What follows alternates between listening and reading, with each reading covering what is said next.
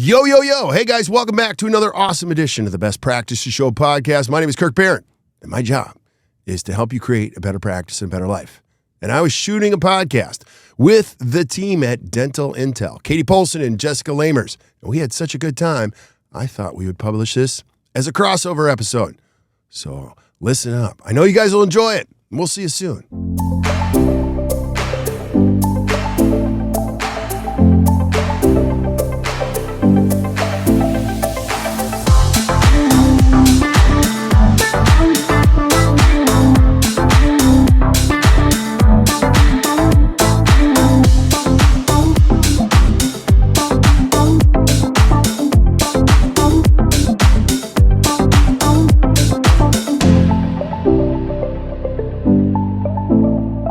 Everybody should have an annual plan. So we're getting ready for 2023 to start. It's really good just to pick a few things. And I did say a few things because I was the guy that tried to pick 92 things. And I was like, yeah, I'm going to finish all these. And I'd fill up a beautiful, spiral bound notebook like this. And I thought I would bless my team with all these ideas. Well, what I didn't know, I was fire hosing them. This is Growth in Dentistry, a dental intelligence podcast where we ask the question, what does growth in dentistry look like to you? I'm Katie Poulsen, a dental hygienist and your host.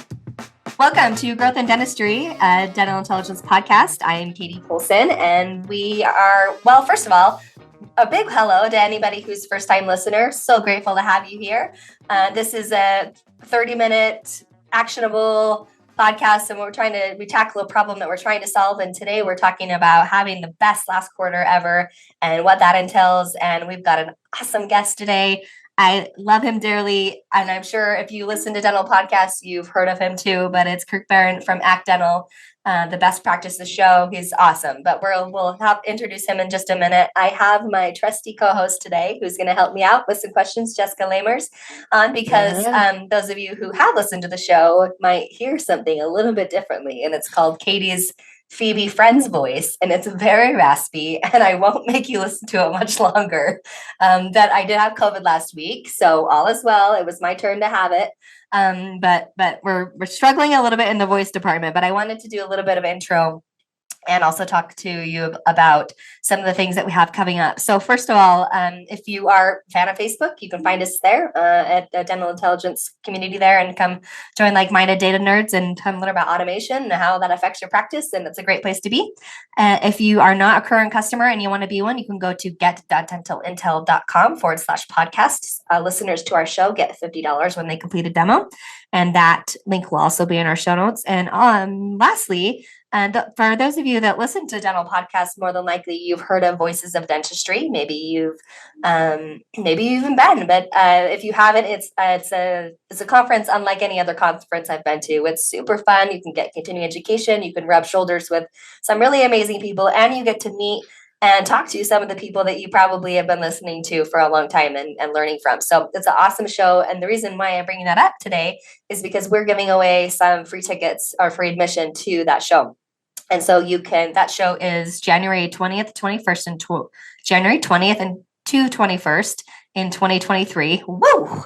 And it's in Scottsdale, Arizona. So it's a perfect time to go get into the heat and the sun, especially here in Utah. I would be so happy to do that.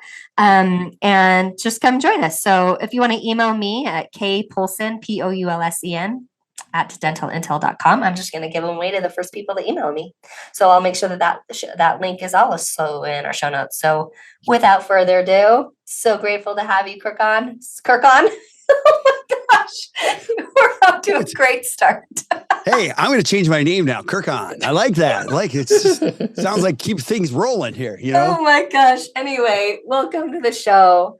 Tell us a little about yourself, and then I'm going to let Jessica take over here. Well, Katie, thanks for having me back. I always love you guys. You guys are just awesome. Not only are you guys a great partner for us, I started this company called Act Dental. We're a coaching company for dentists. And so I've always, I've been a big believer of better practice, better life. So I love helping people create a better.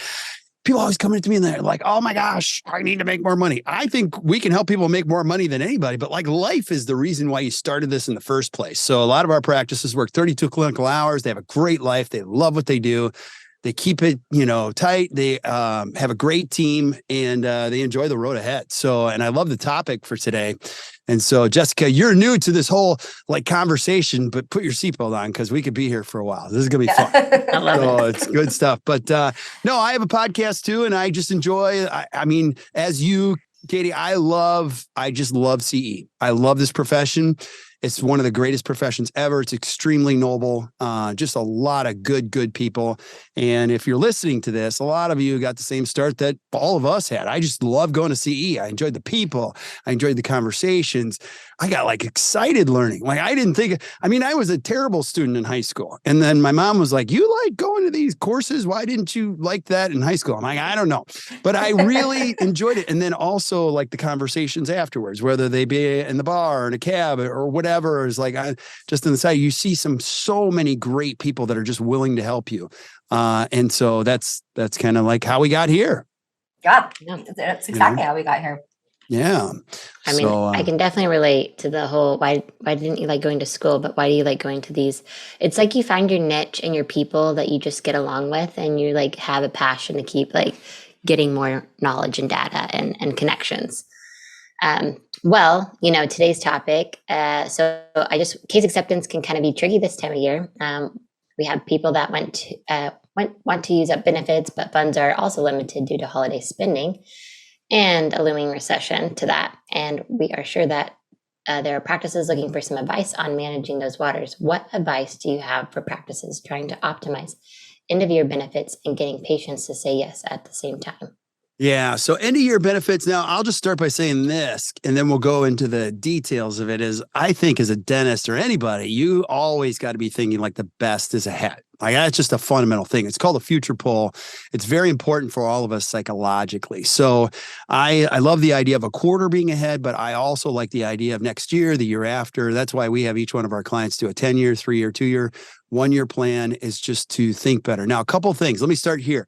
You always have to have a bigger plan because it helps you make better decisions. So if you have a 10-year plan, you might not know all the details, but you can be calm enough in the moment to say, okay, listen, this is how this is all going to come together, and it's not going to be perfect. And then 3, 2, 1, that's just the natural progression. But I'll start with the simple one, which is everybody should have an annual plan. So we're getting ready for 2023 to start. It's really good just to pick a few things. And I did say a few things because I was the guy that tried to pick 92 things. And I was like, yeah, I'm going to finish all these. And I'd fill up a beautiful, spiral bound notebook like this. And I thought I would bless my team with all these ideas. Well, what I didn't know, I was fire hosing them.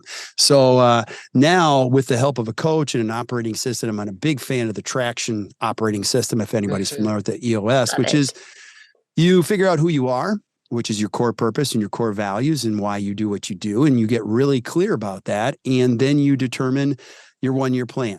So your 1-year plan involves a few KPIs every quarter, which are key performance indicators, which Dental Intel is the very best at, and a few priorities. And you cycle through those quarterly. So I would tell you my heart goes out to you if you're just looking to capitalize on the quarter. That's kind of short. It's kind of short-sighted. And I was there. I used to be that person, let's finish the year strong. And you're like, wow, we got to Christmas. Thank God. And then you're like, okay, 92. So I would say get out of that pattern of we just got to capitalize and somehow finish strong.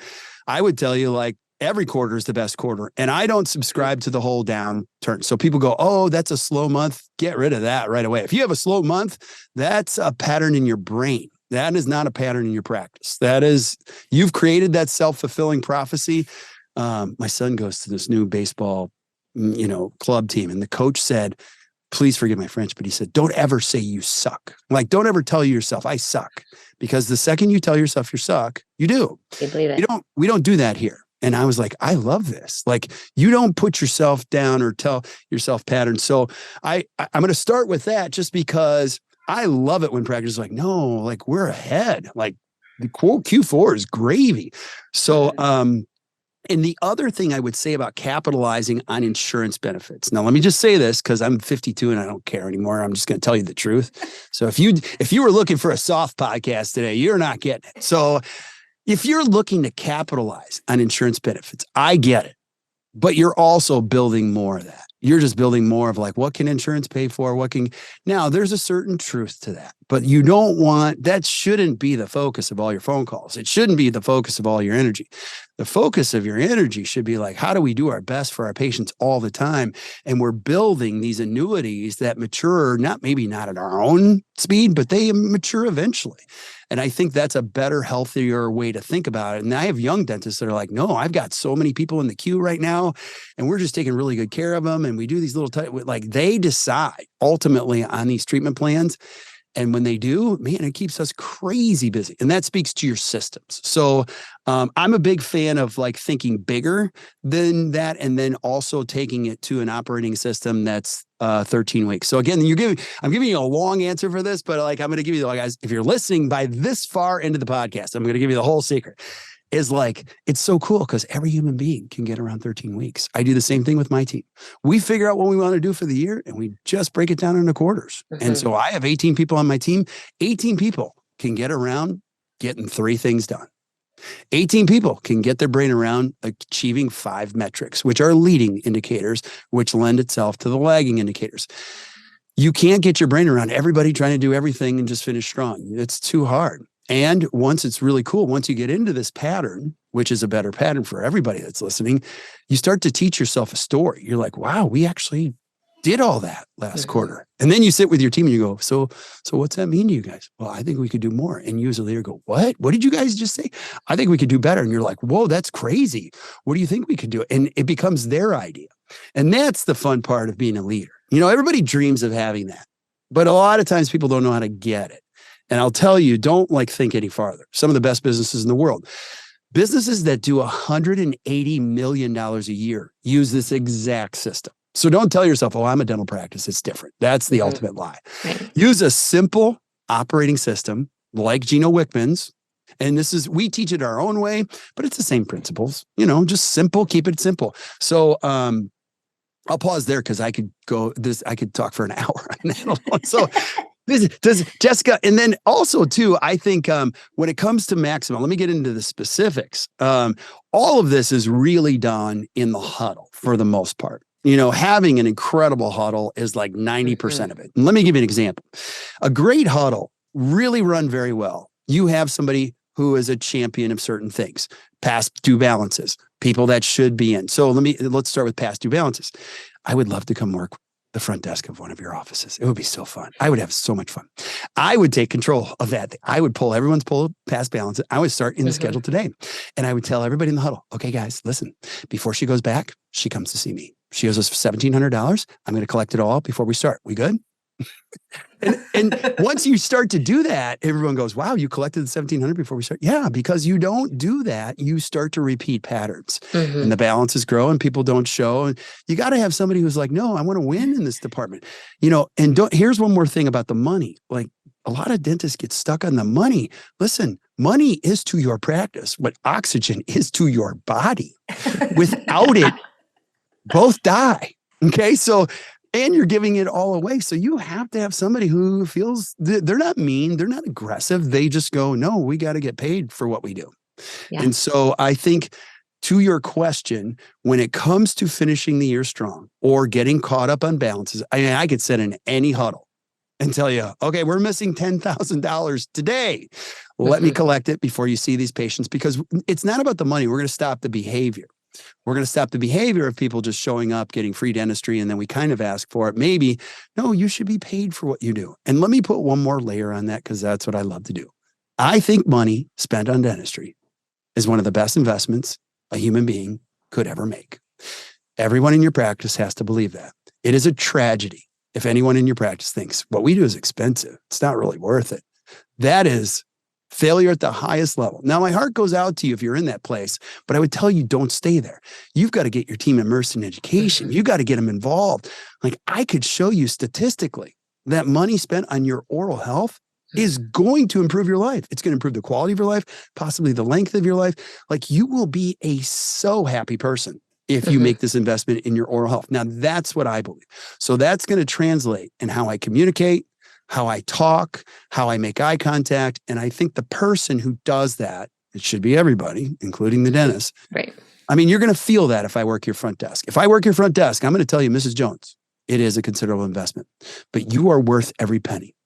And it is an investment that is a great one for you. And let me share with you why. We're talking about implants here. This is not so much about a screw right here. You have a gorgeous face, and we're going to retain the shape of that gorgeous face. And I will tell you, I work for an amazing dentist, but she's an even better human being. And you're in excellent hands. And so there's moments of truth that happen that transcend the whole, how do we get a few extra bucks today type of a thing. So, gosh, Right. I gotta pause. No, you gave a lot of good information. Like, I personally love EOS because I've worked at an DSO, and that's how we ran our business. I'll tell you, I'm not the visionary. Nope. I'm futuristic in the sense, like, I like to think ahead, but I'm not the person who puts the ideas on the table. I'm a person that analyzes it. So it's great to hear that other people are using that, and that's how they're running their business. And it's how you're guiding other people to run their business. It takes every personality type too, right? It's not just the one person that's a visionary, the analyzer. You got the person who's going to do it, and the person that's going to operate that and have it keep turning every day and day in and day out. But you have those KPIs that teach you where you need to be spending your time. You're saying some of my favorite things ever, because you're saying like the key secret here. That's the secret sauce, is that, as you can imagine, I'm the visionary. So like, I think in pictures. I have 30 ideas a day. 20 of them are really bad all the time. Like only 3 of, I would say, really, let me listen net. Like 30 ideas a day, 3 of them are good. The rest are terrible.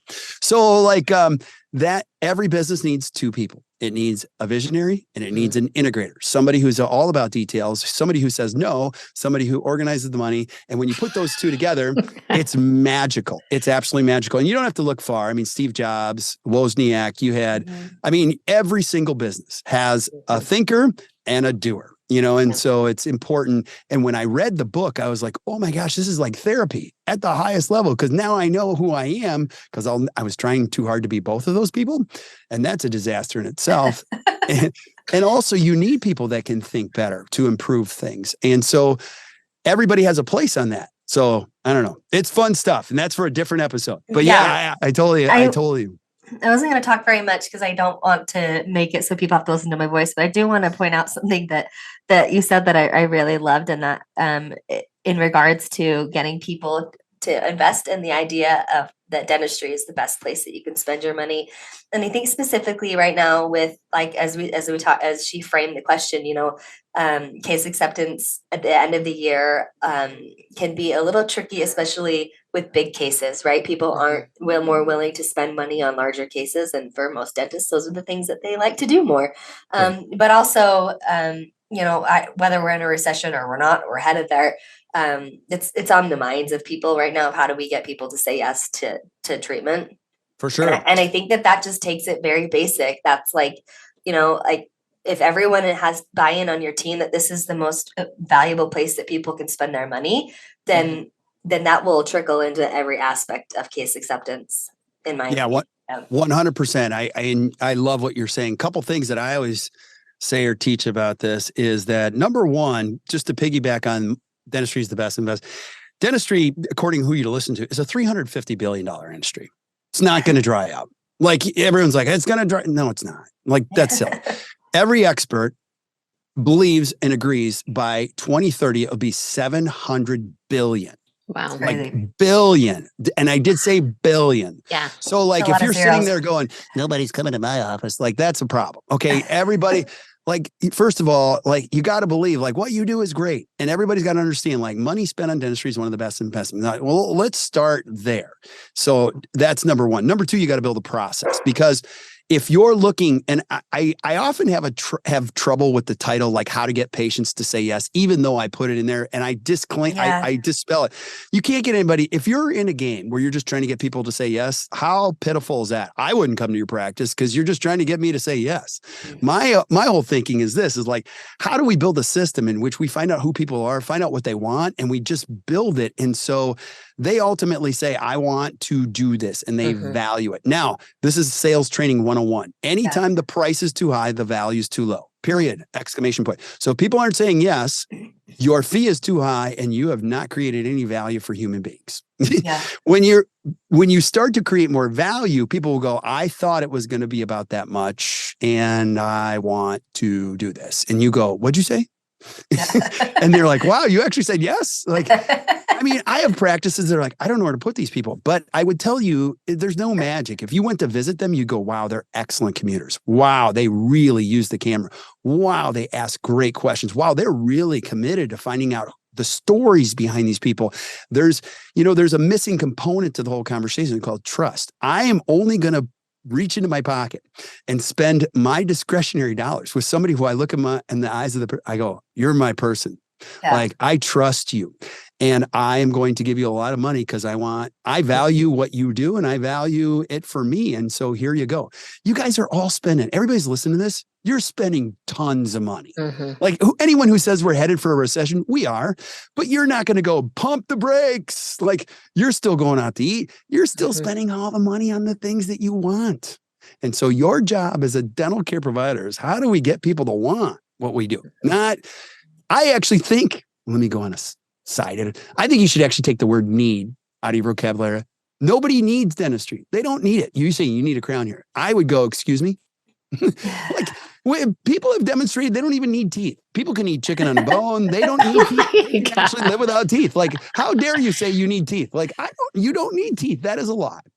How about we think like this? Like, I'm going to figure out what these people want and I'm going to be the provider. I'm going to help solve problems and I'm going to think like wants. Like, and let's step out of dentistry for a second. Like, I hate going to take my truck in, because the lady behind the counter always prints out this thing. She says, like, you need a new carburetor. You need this. You need this. And I'm like, how dare you? I'm offended. And I take care of my car. And I'm not doubting that she's correct, but I hate, like, when she grabs my card, it's like bending in my hand. It's like, I hate every penny I spend with you because I need it. You know what I mean? Yeah, right. But you know what? Somebody comes to my house and they go, we could do this. I go, I want that. I go to dinner and they go, we've got the fresh, sea bass this morning. Yes, I'll have two, please. I will spend every penny gladly on things that I want because I want them, and I tell the story, I tell myself a story on that. So I think those are big picture concepts. And so that's really important. And then let me go down to the granular. So if you're still stuck in the mud, I want to help you get out of the mud. Like, I think you got to build a process. Sales is not an event. It's not people often come to our workshops and are like, give me the phrase. I want the phrase. Well, I'll give you all that. But it's a process. It's a process of all these amazing touch points that let me give you an example. The first phone call to your office, people should hang up and go, damn, that was good. That's going to be expensive because she was good. No one ever should hang up the phone and go, man, that's going to be cheap. I hope I get out of there, but only paid $50. They should go, she's good. Like, she's really good. And then all these little touch points you should say to yourself as a patient, I've never had this level of care. Like, I've never met a group of people that are so in tune with their customers and they really ask great questions and I like them and they like each other. And I think it's great, and that's the place I'm going to spend. When you talk about lifetime customer value, if you analyze any business that has large lifetime customer value, they have huge core values and they're all invested in customers. They're all invested in culture. They're invested in the right things that pay huge dividends long term. So I think you got to play the long game. I'm not a fan of the short game. You can play it, but let's call it what it is. It's a short game.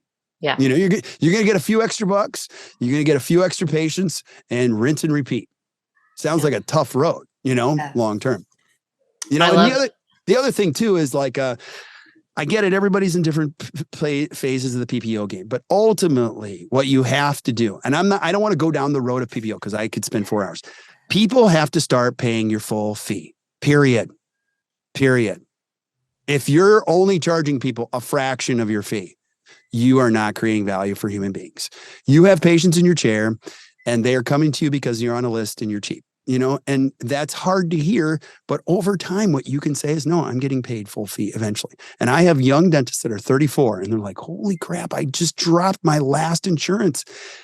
What do I do now? I'm like, now the training wheels are off. It's your time. This is your go time. And all of them call me and they go, I'm too busy. These people won't go away. I'm like, it's the whole thing of like, I think you got to be able to see clearly through all of this. Yeah. And I'll finish the whole answer with this. If you have a problem, it's not the problem. It's how you think about the problem. You might be thinking, well, I live in PPO land. Well, that's not the problem. It's how you think about the problem. Like, you got to think better. And I think the biggest challenge for dental offices, leaders, is to think better. Like, I believe dentistry is one of the best investments you can ever make. I believe you should pay full fee. I believe you should leave at 3 p.m. if you work 7 to 3. I believe you should coach your kids' sports. I believe you should be a great parent. I think it's dumb to work after 5 p.m. It's dumb. And I don't care if people get so mad at me. They're like, why do you say that? Because it's dumb. So, because like, you give up your life to serve a patient base from 5 p.m. to 7 p.m. because you're cheap and you're easy to get to, of which these people will leave you in 1 second. And you leave your kids behind to serve people that don't care. That's dumb. To work on a Saturday is dumb. To work on a Sunday is dumb. I'm sorry if that hurts you, but I care for you and I want you to have a life, you know? Yeah. And you can have a life. If you are not having a life, it means you don't value what you do. Speaking I didn't even answer your question. I just went on a riff like that.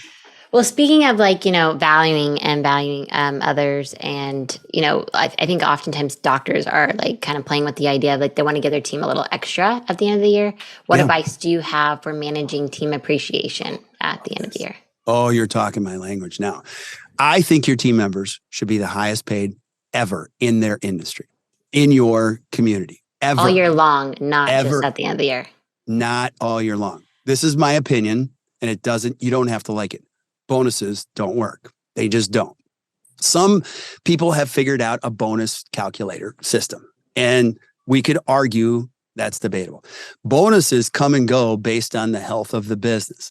I believe that you should figure out how to take care of a human being, find out what they need from a salary perspective, and say, let's up this game. So let me talk to both sides of this. Some team members listening to this, and this is the harsh truth, they don't live paycheck to paycheck. They live in tighter intervals than that. They need the predictability of a paycheck, and it's got to be a good one. I'll just say that. If your team compensation is too high, and you're like, Kirk, you don't understand, salaries are high here. If your team compensation is 33%, you don't have any room to give bonuses or pay increases. You know why? Because you have a completely people-dependent practice where you have no systems in place, and it's fire after fire. When you have a really well-run practice, you can actually have a team compensation percentage that falls into a healthy range of 20 to 25%. You now have latitude to pay people more because you have the profits to do that. And if you pay people, if your team compensation is 33%, please hear this with clear ears. It's not that you're overpaying people. Your business is just a mess that you don't have enough money that you're collecting to service the current payroll. This is my challenge. I could come to your office and in 3 months, tighten that whole thing up. You guys would collect 30% more, maybe. And you go, wow, my team compensation went down to 22% or 23, 25%. Now I'll tell you what we did. We got this freaking place organized. We didn't touch things 9 times. We touched them 3 times. Do you know what I mean? We got the schedule organized. It's not, you guys, it's not that hard. Everyone overthinks, oh my gosh, that's like this hidden algorithm. No, it's not. It's every business subscribes to this. So I like the idea of figuring out what people need on a salary and then paying that salary and then upping the game. Now, let me speak to the team members. So if you're a team member listening, here's my question. Do you want to be the highest paid ever? Say yes, please. You want to love your salary? Say yes. Go to your doctor today, tomorrow, or the next day and go, Doc, come here. I have something to say. I am going to be the best, whatever. I'm going to be the best hygienist, the best front desk person, the best office manager, the best church site assistant you have ever had, like ever. I'm going to take this course, this course, this course, this course, this course. I'm going to be the best you've ever had. And when I get there, you're going to pay me. Every dentist would go, game on. Let's do it. I tell my kids this, and I'll finish with this. Don't you dare go to the world and ask the world for anything. The world doesn't want to give you anything. You go to the world and be so good at whatever you decide to do that people go, I got to pay you. Like, I need you in my life. Do you know how short that list is in the world right now? People don't understand that the economic ladder in the country, it's not crowded at the top. It's crowded at the bottom. We are so underwhelmed. This is the opportunity for both the employer and the employee. If I was an employee, I would say this, I'm going to be the best I've anyone's ever had. And I'm going to make sure I'm the best paid. And I would welcome that. You come work for me and say that, I will hire you. I'll probably hire you in a second. So now you're going to have to prove that. All right.